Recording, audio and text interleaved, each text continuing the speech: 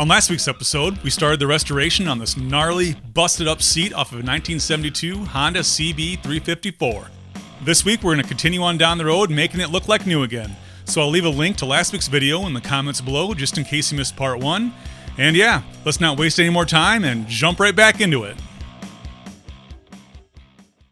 It's very light, don't give it a lot of pressure. You could, in theory, rub all the plating off.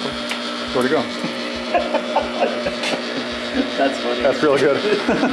That, you just scrub them down with a steel wool. Yeah, this one's lovely. Yeah, that one's great. This one's kind of gonna need a little more attention, I think. But I think it's gonna get there. Look good. It'll get there. Yeah, that one's good. There's that one little nick there, but I think, like I said, it's pointing down the seat. I think we'll just take a little bit of silver spray paint on a brush and fill that in so it doesn't rust. Yeah.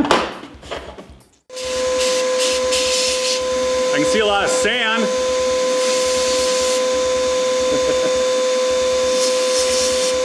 It's a great video right here. Great. All right, we'll come back and see the finished product. Well, the trick with polishing is we got to get this as smooth as we can get it. So I'm just going to sand it first, and then we'll put it over on the polishing wheel and get it buffed to a mirror shine.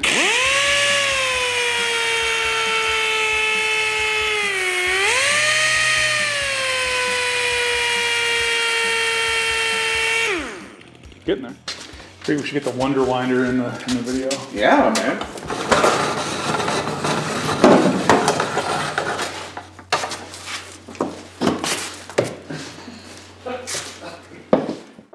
Yeah, start on the right side there with the black stick and give it a lot of pressure. And what we're looking for is a mirror finish, because the bare steel has to be as shiny as you want it to be. So make sure you like drag it on it and launch it across the floor and lose it.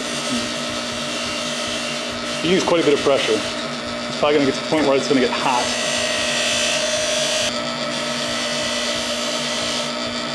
A little warm? You can take a break if you need. You want the threads done too? No. Just the head. Just the head. Getting there though. Let it cool down. And you can try that brown compound now.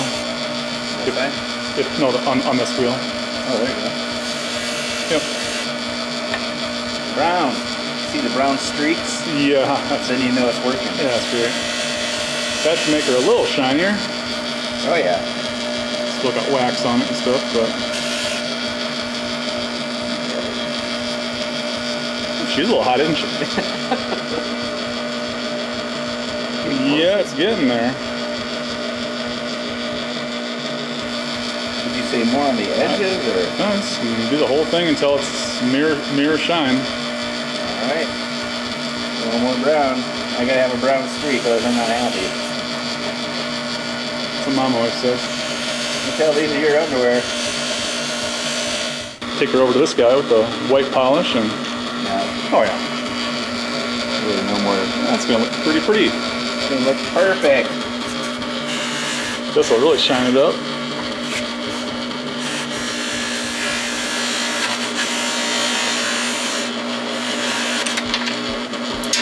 It's gone.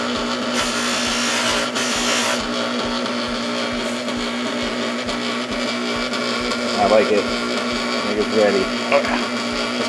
Let's nickel plate. Let's nickel it. For that though, you have to throw in the ultrasonic 5000 there.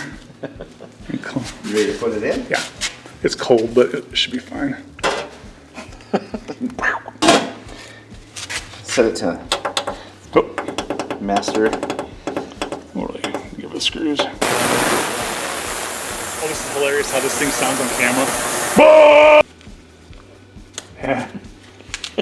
Here. Jesus, come on. Ow. Alright, I'll take a pretty shiny bolt out of the sonicator. Let's just rinse it off in some distilled water.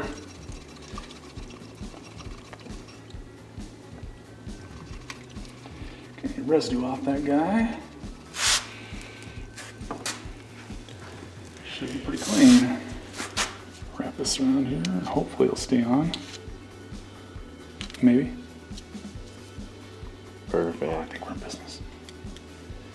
Yeah, so now, if we get the power supply out of here and get the flies off the nickel bin, it's the ecto cooler, and we'll make some nickel. Let's put this someplace where we can get it really dirty before we ready to go. Just you put it in your mouth. Okay. Yeah, nickel. Nickel.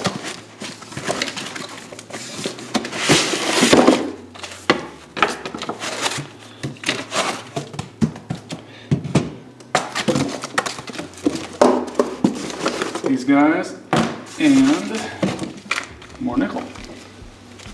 So now I need another piece of welding wire, and I'll hang this guy off the positive and our bolt off the negative. Turn the switch on and we should make bubbles. So actually I'll plug in here and The camera jumped too, by the way. Got me. I should actually put fuse on this positive lead because the stuff just sitting there all day. Somebody comes over and bumps it and arcs it out. I'm sure this Amazon special power supply has all the safety features. Oh, this must have been the anode last time. Wait, anode's the cathode. No, anode's the negative side, right? Mm-hmm. You can always remember it by cat ions. And we'll take this and dip it in the goo about right there. Yeah, one day I think I'll have to make a nickel plating video. It's kind of simple. Building the rig. There. Kind of like that. And we'll put the negative on that side and the positive on the nickel rod. Hit the button, give it about 4 or 5 volts. I need to get a bubbler in here too, because if air bubbles congregate on a part of the bolt, you'll have like a dark burn spot or something won't get played, so you have to kind of sit here for like a half hour and vibrate it and shake it. Vibrate the bubbles off. So I need to either make some kind of rig that will do this constantly, or I don't know if like an aquarium bubbler, blow it would help. So let's turn it on. Oops, just about right. A little bit hot.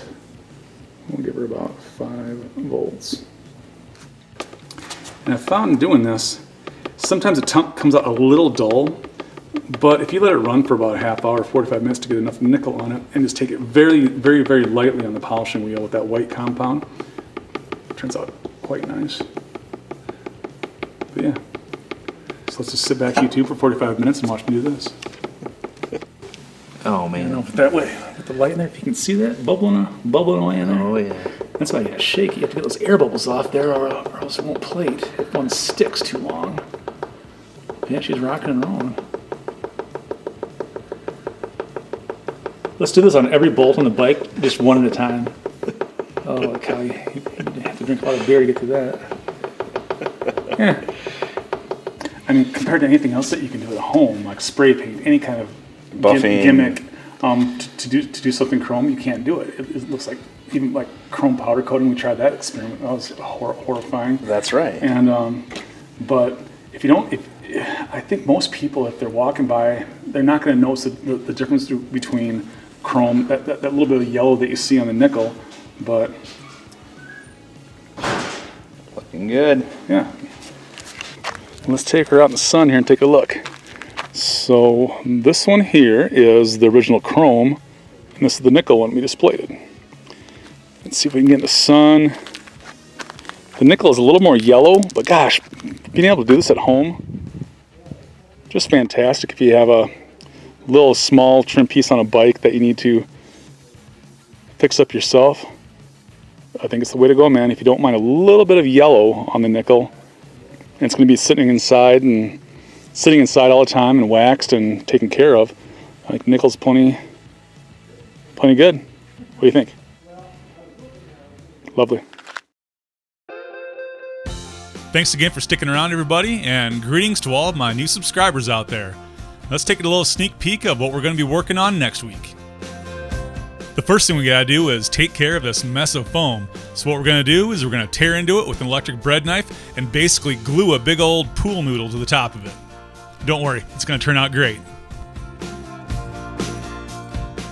And again, I want to ask you, if you like what I'm doing here, it'd be cool if you could click the like button on your way out, and please share my videos with your friends on social media. It'd help the channel out greatly. Thanks again, and I'll see you next week. I'm out of here.